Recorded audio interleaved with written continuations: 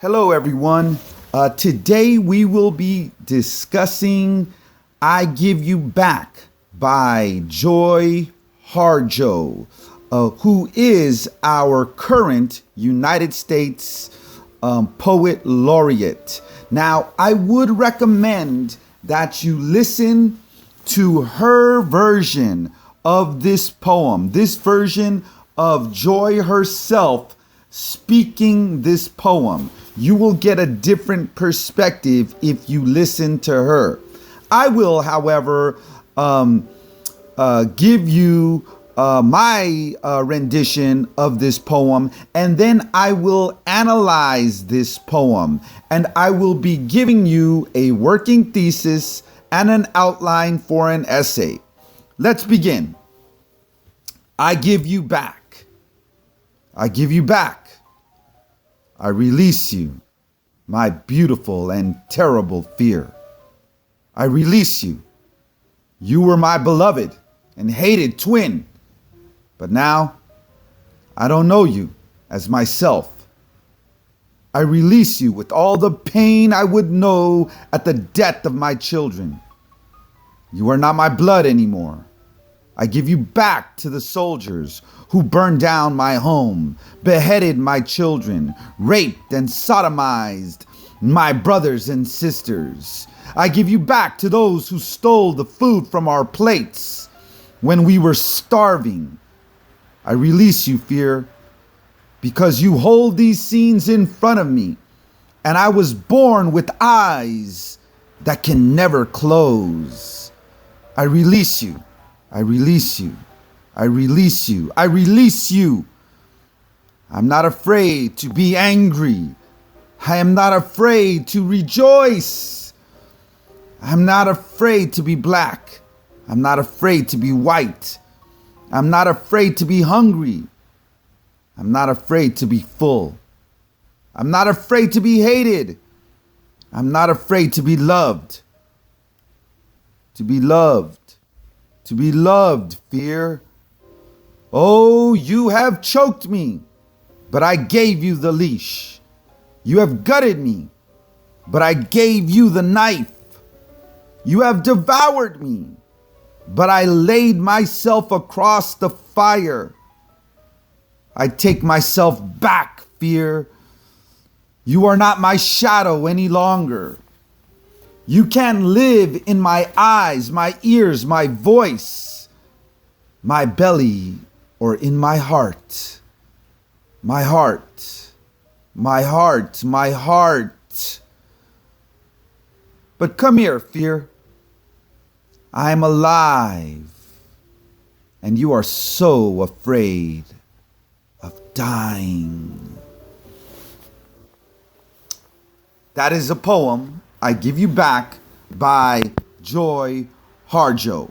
Now, what I am going to do is I am going to offer you some ideas for how you can write an essay, a 4 to 5 page essay about this particular poem. I'm going to lay out 4 possible methods to you. That you can research more on your own, all right?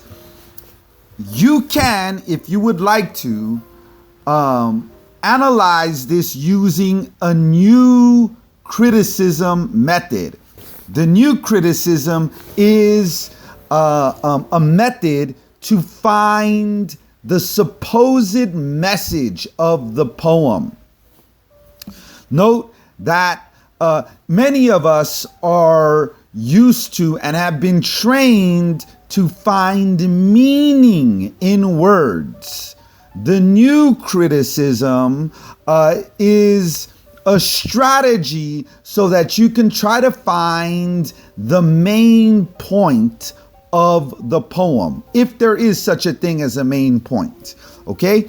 The second method that you can use is a deconstruction of the poem, all right?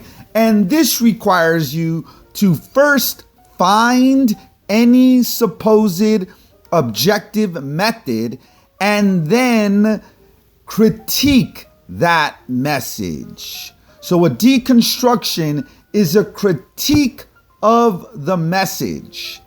The third method is a reader response. Now, this is not a brainstorm where things are randomly put there in order to try to understand the poem. A reader response shows the mind in action coming to some type of conclusion about the poem. It is your conclusion. It is your conclusion. You may, in a reader response, get to the speaker's conclusion, but that is not required. What is most important about a reader response is that you show the workings of your mind. You show how you are thinking about the poem. You make some predictions about what the word means, what the words mean, and you come to some logical conclusion about the poem. Okay, the last method that I offer to you is a political approach. Now, you can look at this poem and you can decide to focus on the power of the poem. You can look at stereotypes that are embedded in the poem. You can look at how, for example, gender is discussed in the poem. How is race discussed? How is economic class highlighted? There are so many different ways that you can look at, but your focus would be power structures in the poem. Okay, now I am going to use for this poem you're going to hear me brainstorm, okay? All right. So I'm not going to really be concerned about any particular method first. First, I'm going to engage with the poem. And afterwards, let's see where I go. Let's see where my brainstorm naturally takes me with regards to this poem. Okay, I read this poem's title, I Give You Back. And I feel a duality that exists regarding the title, right? Because I give you back means that I'm letting you go, okay? I'm giving you back to the nothing, to the something and to the nothing that you are. And how does that make any sense? Well, for me, and the way that I'm analyzing this poem, because I've read the poem now and I've thought a little bit about this poem, I give you back to the something that you are, that is fear, right? Okay, I give you back to the fear. I made believe out of you fear something, right? Okay, and I gave you all of this power, this overwhelming power, right? And it is the power of fear. And so I created something out of nothing. You actually do not exist, fear, but I made something out of you. You know, I made an imagination of you because of my trauma. I made something out of you, right? And so now you are something, okay? And so now fear, I'm going to give you back to the fear. Okay, all right. So that's the way I'm looking at the something that I'm giving you back to. But I'm also giving you back to the nothing that you are. Because now, after I read this poem and I think about the I speaker in the poem, I think she realizes by the end of the poem that fear, yes, I made something out of you, but actually I now realize that you are nothing. You are nothing. So I'm giving you back to the nothing that you are. Okay? And let's now go into some of the stanzas. If we look at the first stanza of the poem, it says, I give you back, I release you, my beautiful and terrible fear. You were my beloved and hated twin, but now I don't know myself. I don't know you as myself. All right. So in these lines, I'm very interested in my beautiful and terrible fear. Right. And so this is real, powerful human complexity here, because the speaker seems to be saying that the fear became beautiful. Right. And I think we can really relate to this. That, when we create something out of nothing, like fear, right? Even though it's a very ugly concept, even though it is irrational, right? Fear, and we don't like to think that we're fearful people, right? We would like to imagine that we're brave and courageous, etc., right?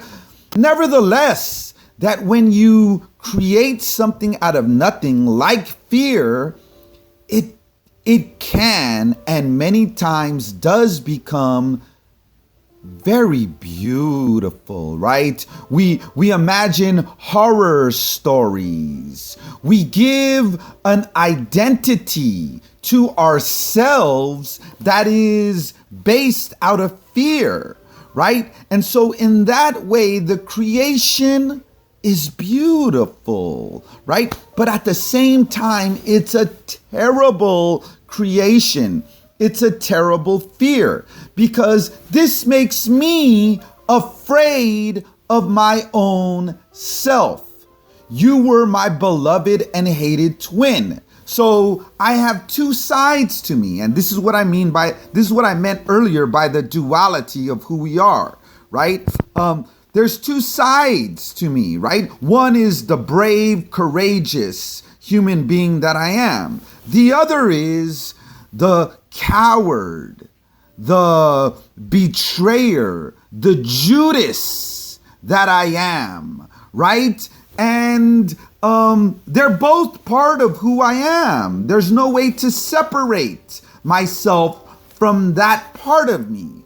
But in the poem, the I speaker seems to be overwhelmed by the fear, and she can no longer afford to be overwhelmed by this fear. All right, let's go to the second stanza, which is a line unto itself. You are not my blood anymore. If I am the speaker of the poem, right? And let's just, for argument's sake, I'm going to be using the I, and I'm going to be trying to understand the speaker of the poem, not necessarily I myself, although I can relate to a lot of what is happening here, right? Okay. You are not my blood anymore. All right. Now, this means that I have given a real unprecedented power to fear, right? I made fear my family, right? That is how intimate fear was to me. Fear was like my brother or sister. Fear was like my mother or my father. Fear was like my own child, right? And I did this for a reason, right? Perhaps it helped me. The fear, I can imagine many of us could relate to this, that fear is can be beneficial. Fear can help you survive things, right? Fear can help you stay safe. Because if you're afraid, you try to stay safe, and then you can live. You can live. If we don't have fear, let's understand this. If we don't have fear, I think it is very easy to die, right? We will cross the street without looking, and we can potentially get hit by a car, right? So we have fear, and it could be beneficial, right? And it has been beneficial for the I speaker, but at the same time, she has made too much of it. She has made fear her family, and she is saying, no, you are not my family anymore. You are not my blood anymore. You are not going to be my reason for living anymore, right?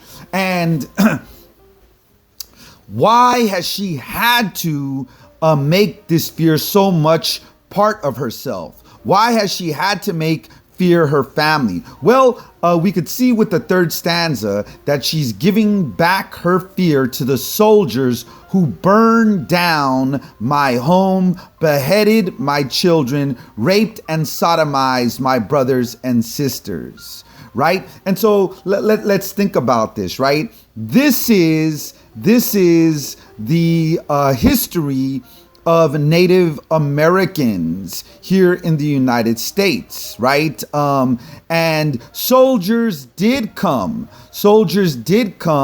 and burn down their homes, and they raped and sodomized their brothers, stole their land, right? You know, one very famous incident is the Sand Creek Massacre, okay? You can read much more about this.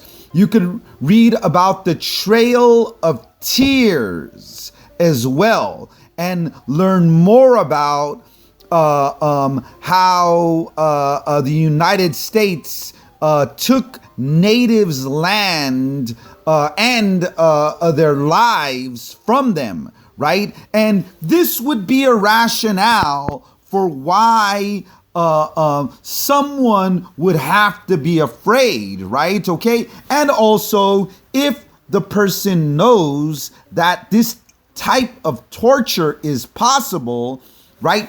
Fear would serve as a survival mechanism.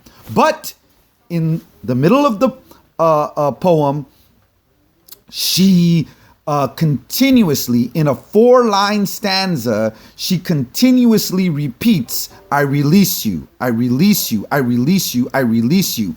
And I view this as a chant.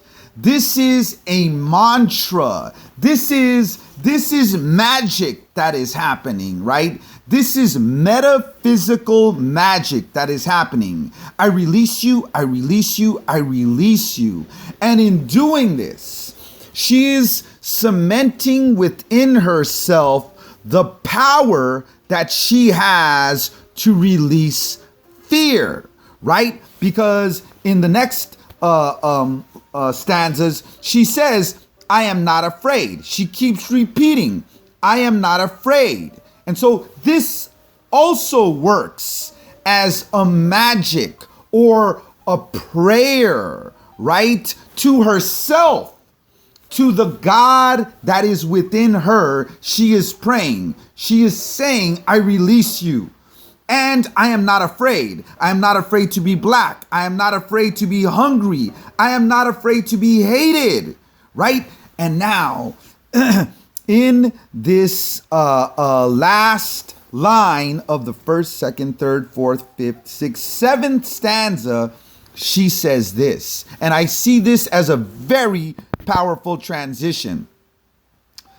I am not afraid to be loved, to be loved, to be loved, right? And this, for me, is a transition because she is realizing that fear has kept her away from loving herself and also loving others, right? So Fear has had its function to help her survive, but it is not allowing her to get the greatest gift of what it means to be a human being, and that is love. Love. Amor. Amor, right? And in the next part of the poem, she also realizes that she herself gave power to fear, right? So she's not blaming anyone else at this point, right? Even though the soldiers did this to her, right? She is not blaming them anymore because she realizes she has power over her own mind, right? She says, "Oh, you have choked me, but I gave you the leash. You have gutted me, but I gave you the knife," right? And so she's realizing that, look, I created you, fear. I made you a monster. You, fear, were actually nothing, but I made you this super monster, this Frankenstein that I myself created. I gave you the knife to kill me, to kill my human beingness. And now I'm not going to allow that anymore. I take myself back, fear. I take myself back. And at the end of the poem, she says, "You can live in my eyes, my belly, my heart, my heart, my heart. I am not allowing you to live in my heart, which gives me life," right? And note here, my heart also being a metaphor for love. I am not gonna allow fear to live in love. First of all, it's an impossibility. If you love, you must be brave. You must be vulnerable in order to love. You can't live in my heart, fear. And now, the last stanza. Come here, fear. I am alive. You are so afraid of dying. I command you, as a brave human that I am, that you are afraid, fear. I am no longer afraid. And the only way you, fear, have power is through cowardice. That's the only way that you have power. So think of the complexity of that idea right there. Fear has power through cowardice. Through cowardice and fear. Fear is afraid even of itself. Fear is afraid of fear, and fear is afraid of dying. I refuse to die while I am alive. So if I am alive, that means that I must have courage. I must have courage. If I'm going to accept myself as an alive, loving human being, that means that I have courage and I will not be controlled by fear. Okay, now this is what I have received in my brainstorm about this poem. Life requires courage. So now what I am going to provide for you is a working thesis not a perfect thesis, okay?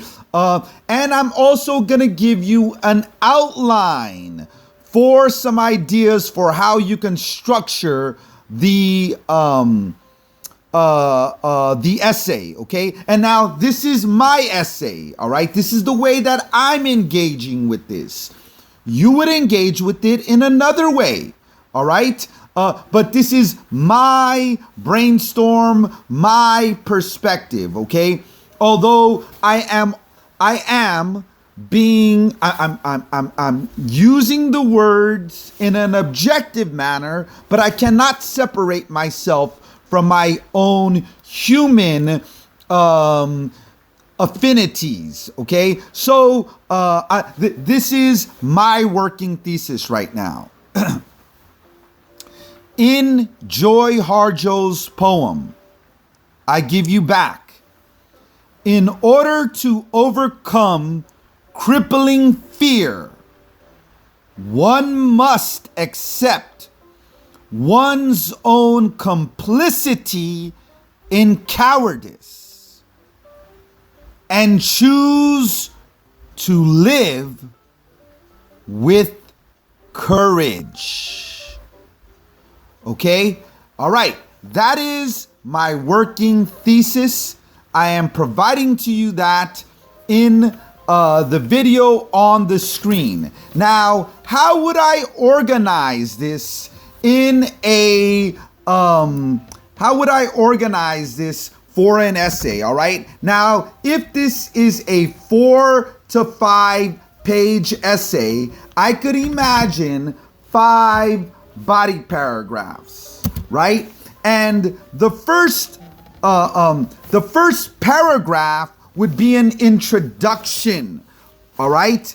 And my introduction would, of course, relate to my thesis. My goal in my introduction is to introduce you to the poem, but more importantly, it is to introduce you to my thesis, okay? I gave you my thesis, so that means I must, in my introduction, at some point, discuss the concept of fear, cowardice, and courage. Courage, okay? Now, I could imagine now I would have 5 body paragraphs for a 4 to 5 page essay, right? And I would also need a conclusion paragraph.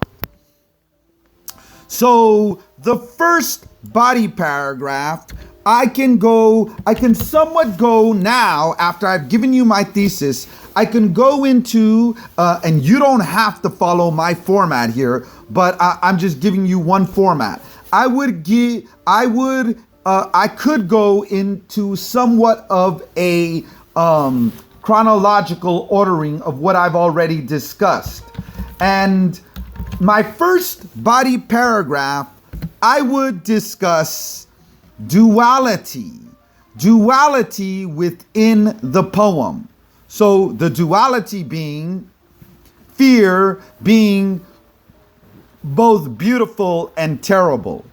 Fear representing both pain and love, okay? Now, in each one of my body paragraphs, I must cite text. Okay? And there's a lot of text here to cite. You've seen how I've engaged with the poem, and on the screen, you can see possible text, possible pieces of text that I would use, okay? Body paragraph 2, I would discuss how